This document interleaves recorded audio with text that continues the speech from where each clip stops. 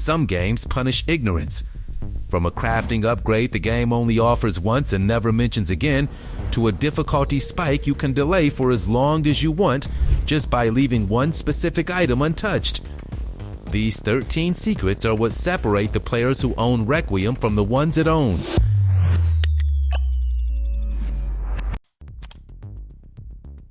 We're starting at number 13, and honestly, this one feels obvious right up until the moment it completely destroys you.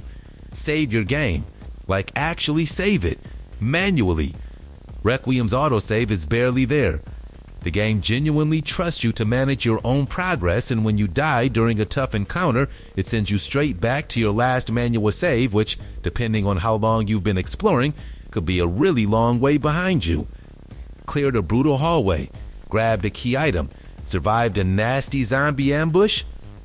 Great, but if you walked past that typewriter without stopping, all of that is just gone. So every single time you spot one, just stop and use it. Takes 5 seconds. There's almost always a storage box right next to it as well, so drop whatever's clogging your inventory, keep things clean, and then keep moving with confidence. Now on classic difficulty, ink ribbons are required to save, just like the old games, so every ribbon becomes a real decision. On standard though, saving is completely free, so use it generously and use it often. The later sections of Requiem get pretty brutal. Building that saving habit early just removes a ton of unnecessary frustration when things really start heating up.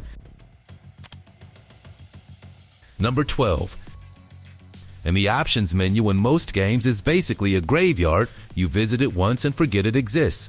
Requiem actually puts something genuinely useful in there though, and almost nobody finds it.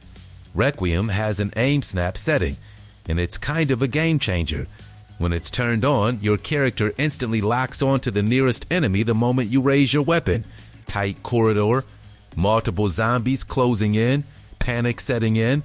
Aim snap just cuts through all of that and puts your crosshair exactly where it needs to be.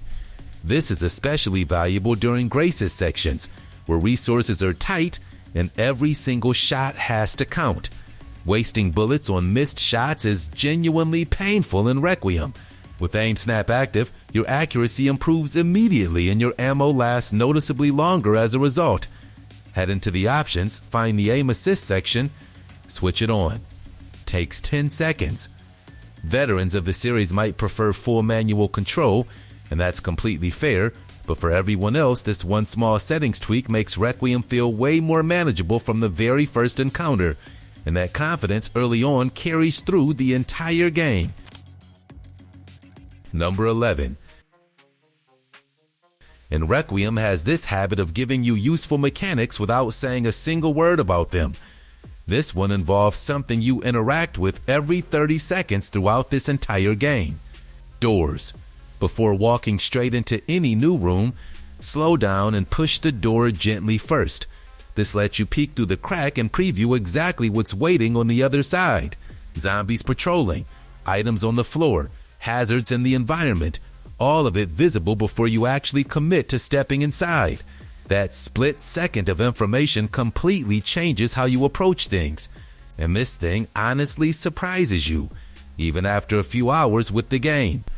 Once a door is already open, pressing interact again closes it instantly. So when a zombie starts chasing you down a corridor, ducking into a room and snapping that door shut behind you buys real breathing room and immediately breaks their line of sight. There's a third layer too. Standing directly in front of any corner or door frame and pressing aim causes Grace or Leon to lean around it automatically. Full view of the area ahead. Full cover of your body. Clean information without any risk.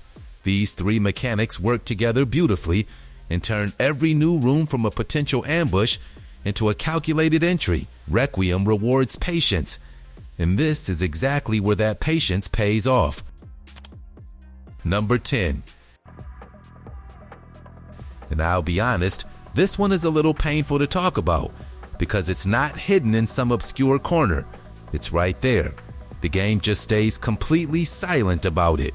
Early in Requiem, playing as Grace inside the Rhodes Hill Chronic Care Center, one of the first major areas is the West Wing. and pushed inside that wing is a bar and lounge area, visually striking, full of atmosphere and packed with enough enemies that your instinct is to just sneak through as fast as possible and forget it ever existed. That's the mistake. Go back to that bar once you're actually capable of clearing it out, and look behind the bar counter itself. Sitting there is the SNSM 232 Grace's personal sidearm, the same handgun she carries at the very opening of the game. It's a flat-out better gun than the standard pistol she's carrying, and it's one of the very few weapons Grace can actually get her hands on during her sections, and the map makes this even trickier to catch. Items only appear on the map once you have a direct line of sight to them. Anything sitting behind furniture or below a counter stays invisible until you physically stand close enough to spot it. So get into the habit of checking behind counters, poking into corners, and looking underneath tables. The game hides its best rewards just out of casual view, and the players who find them are the ones who look a little harder than everyone else. Moving into number 9. And once this actually clicks, the way you move through Requiem changes completely, because that map is doing a whole lot more than just showing you where to go next. Every item you walk past but fail to pick up gets automatically marked on your map. Little icons sitting inside rooms you already visited, quietly telling you exactly what got left behind. Herbs, ammo, key items, crafting materials, all of it flagged and waiting. You just have to go back and grab it. So before leaving any room, pull up the map and give it a quick look. Icons still showing inside that space means something valuable is still sitting on the floor in there. That one habit alone will seriously increase how many resources you collect across the whole game, and this ties directly into the previous tip.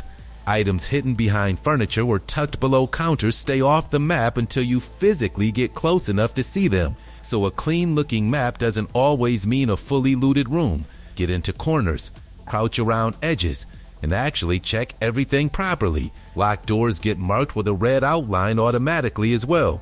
So when you feel genuinely stuck or lose your sense of direction, just open the map. Red door means a solution exists somewhere nearby. Find the key, find the item, find the way forward. The map is one of the strongest tools in Requiem. Use it constantly. Now, number 8. And this single decision quietly shapes how the whole game feels, and most players just leave it on whatever the default was when they first booted up. Requiem lets you swap between first person and third person at any time for both Grace and Leon, and that choice genuinely matters depending on what the moment in front of you is asking for. During Grace's sections, third person is the stronger pick for stealth. The wider over-the-shoulder view lets you see patrolling zombies plan your route and react before anything spots you. Sneaking past threats and avoiding the stalker becomes way more manageable when you can actually see the space around you. The flip side, though, enemies get slightly sharper and react faster in third person, so the view that makes sneaking easier also makes getting caught a little more punishing. It goes both ways. First person is a completely different experience. Suffocating atmosphere, every sound hitting harder, tension that just builds and builds. Pure horror. If that's what you came to Requiem for, first person absolutely delivers it. One specific thing worth knowing about Grace in third person: during certain chase sequences, she physically stumbles and falls, which eats up real time.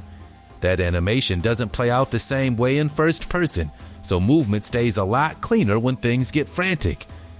Both views have genuine value. Switch between them freely and use whatever the situation is actually calling for. Number 7. And this might be the most satisfying turnaround in the whole game. Something you'll walk past a dozen times thinking it's worthless ends up being one of Grace's most powerful tools: glass bottles. They're scattered everywhere throughout the facility. Early on, they do one thing: throw them to distract a zombie, buy a few seconds, create a little breathing room. Fine, useful in a pinch, but hardly something worth getting excited about. So most players throw them freely, smash them by accident, walk past them without a second thought. Big mistake. Later in Grace's chapter, A crafting recipe unlocks that lets you turn those glass bottles into Molotov cocktails. And the moment that recipe shows up, everything changes. These things hit hard, cover ground, and absolutely wreck specific enemy types that give Grace real trouble during her sections. The more bottles you've stocked up before that recipe unlocks, the more Molotovs ready to go the instant the game starts demanding them. Throw extras into the storage box rather than leaving them scattered around or burning them on distractions you don't really need. Requiem constantly rewards players who think ahead. This is one of the clearest examples of that in the entire game. Hold on to those bottles. Future Grace. Well, thank you for it. All right. Our next number 6. And this one comes from actually sitting down and testing how the flashlight works. Because Requiem puts a toggle right pad and then tells you absolutely nothing about when it actually matters. Regular zombies and standard patrolling enemies care about sound and movement. The flashlight beam means nothing to them. Leave it on, use it freely, spot items on the floor and threats around corners. With those enemies, the light is purely helpful. One enemy though, and this one's different. The girl. The stalker roaming the Rhodes Hill Chronic Care Center.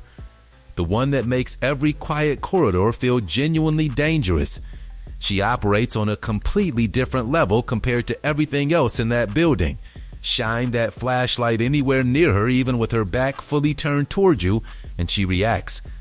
She turns around and finds you. The moment she's anywhere nearby, flashlight off and stay low. Crouching in darkness makes slipping past her dramatically easier and significantly less stressful. One thing that actually surprises most players about the girl though, she's slower than she looks. That massive threatening presence is completely deceptive. Getting some distance and running toward a brightly lit area is frequently the smartest move available. Save the careful crouching in the darkness for moments where running simply can't work. Every other time, just run. Number 5. Grace has a combat technique that the game kind of just leaves sitting there for you to discover, and once it clicks, it changes how every single standard encounter feels. Grace is built for survival and evasion rather than straight-up combat. Her weapon options are limited, her resources are tight, and going toe-to-toe with zombies the traditional way burns through ammo at a rate the game simply doesn't give you the supplies to sustain. Land 1 or 2 shots to a zombie's head and watch for the stagger. The moment it staggers, hit the melee button. Grace shoves the zombie hard to the ground, and it stays down for several seconds while it slowly works its way back up. During that window, step in close and put 3 or 4 additional shots directly into its head while it's completely stationary. Hitting a still target on the floor versus a moving aggressive one standing upright is an enormous difference in terms of accuracy and ammo efficiency. Bullets connect cleanly, fewer shots are wasted, and the zombie goes down definitively rather than stumbling around soaking up damage unpredictably. This push and finish combination works consistently across the majority of standard enemies Grace faces throughout her entire campaign.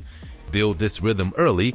Shoot, stagger, push, finish, and resource management goes from a constant source of stress to something genuinely comfortable and controlled. Now, one thing to keep in mind while you're doing this. Grace's knives have a durability meter, and when it hits 0, the knife is gone permanently. So use it actively throughout each fight, and the moment it drops into the red, break it down for scrap and craft bullets instead. Full value out of every knife, no waste. Work smart with Grace and the game becomes a completely different experience. Number 4.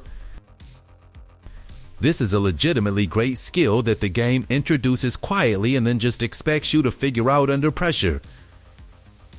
Reload canceling. Learn it early. Use it often.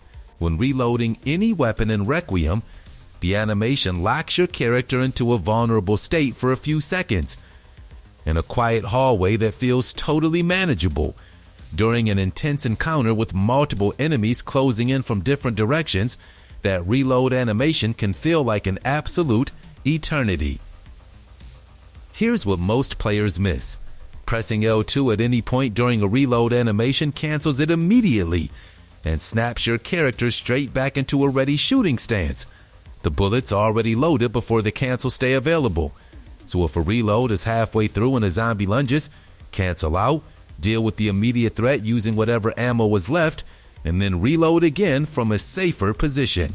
This is especially valuable during Leon's more action-heavy segments where enemy pressure builds fast and maintaining mobility matters a lot. But Grace benefits just as much given how precious every single second of safety is during her sections. The rhythm to build is simple. Start reloading during any quiet moment between threats. Stay aware of your surroundings. Cancel the instant pressure returns and deal with whatever needs immediate attention first. Reload canceling separates players who feel constantly overwhelmed from players who feel consistently in control, and that difference in Requiem is enormous. Number 3. And this one costs nothing to use, without resources, and works from the very first minute you step inside the facility, which in a game like Requiem makes it genuinely invaluable. The sound design in this game is doing a tremendous amount of work in the background, and most players just walk straight through it without paying any attention. Every zombie inside the Rhodes Hill Chronic Care Center has audio tells that telegraph exactly what it's doing before you can even see it. Shuffling footsteps mean it's actively patrolling. Low gurgling means it's stationary and completely unaware. That sharp, ragged breathing getting louder means it's already turning in your direction. So before you just walk into a room, stop for a second. Just listen. You can get a pretty solid read on what's in there before you ever actually open the door. How many there are, whether they're moving around or standing still, where they roughly are in this space. It sounds almost too basic to be useful, but it actually works really well and it costs you nothing. And this matters even more during Grace's section specifically because her resources are so tight that walking into a room blind and getting caught off guard is just, it's bad. It wastes ammo. It wastes health items. It wastes crafting materials. Everything you worked hard to collect just disappears in one messy encounter that could have been avoided entirely. Oh, and the girl reacts to sound too. She's listening the whole time you're in that building. So moving carefully and actually thinking about the noise you're making around her is just, it's a whole thing that changes how you approach her sections completely. Just listen to the game. It's been telling you more than you think the entire time. Number 2. And this is the most important purchase you'll make in Grace's entire run. Miss it, and you'll feel the consequences for the rest of the game. In the West Wing, there's a parlor area where antique coins can be spent on upgrades. You start finding these coins pretty early, scattered around the facility in places that reward thorough exploration. Everything on that upgrade list looks tempting. Some of it genuinely is useful. But one item beats everything else there by a significant margin. The Override Manual. 6 coins. It increases Grace's blood collector capacity by 50%. As Grace moves through the facility, she collects infected blood from enemies, and that blood is the foundation of her entire crafting system. Crafting permanent upgrades like steroids and stabilizers requires over 100 units of infected blood. Grace's default carrying capacity makes that completely impossible to reach.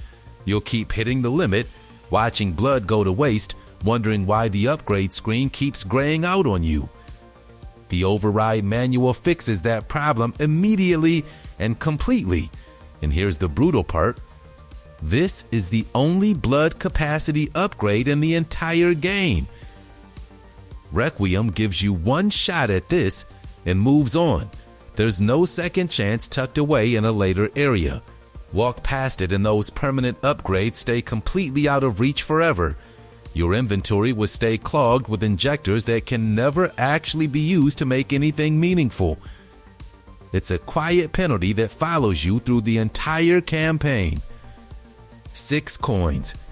First chance you get. Done. Now, once that capacity upgrade is secured, go for stabilizers over steroids every single time. Steroids raise your max health, but Grace is built to dodge and avoid damage rather than tank it. Stabilizers sharpen her aim and boost weapon damage, and in a game where every bullet counts, hitting cleaner and hitting harder is worth so much more. The difference is noticeable almost immediately after crafting them. Get the override manual. Craft stabilizers. Simple as that. Finally, number 1. This is the tip that genuinely changes how your entire first playthrough feels, because Requiem has one specific moment designed to blindside you completely, and knowing about it ahead of time puts all the power back in your hands. At a certain point during Grace's chapter, the entire clinic transforms. Zombies already down on the floor start climbing back up, faster, angrier, tougher, and significantly more dangerous than anything you've dealt with before that moment. These are blister heads. Think Crimson Heads from the original Resident Evil. Same terrifying concept brought back and made nastier. When this hits during a normal playthrough, it feels sudden, jarring, and completely overwhelming. The difficulty jumps sharply, and the facility that felt manageable just minutes earlier suddenly demands a totally different level of respect. But here's what makes this tip so valuable. Requiem quietly gives you full control over when this transformation happens. The Blisterhead Awakening only triggers after one very specific action: picking up the corrosive acid item and carrying it back to the room where it gets used. That single decision is the switch that flips everything, so leave the corrosive acid exactly where it sits for as long as possible. With that item, untouched, the clinic stays in its earlier state. Grace can roam freely, explore thoroughly, and build up resources without the added pressure of tougher enemies hunting her down. Every corridor becomes an opportunity. Every room becomes a chance to stock up on ammo, crafting materials, healing items, and anything else still sitting uncollected on the map. This is Requiem rewarding patient and thorough players in the most satisfying way possible. The game is essentially telling you, explore everything first, prepare properly, and then trigger the hardest section on your own schedule rather than the game schedule. And when supplies are stocked, rooms are fully looted, upgrades are secured, and confidence is actually high, walk over, pick up that corrosive acid, and step into the chaos completely ready for whatever comes next. The difference between stumbling into that moment unprepared versus walking in fully loaded is night and day. Go in ready. Go in stocked. Make Resident Evil Requiem work on your terms. That's 13 things Requiem never tells you. If this helped, like, comment, share, and subscribe. More videos just like this one are coming. Good luck out there. Go in ready.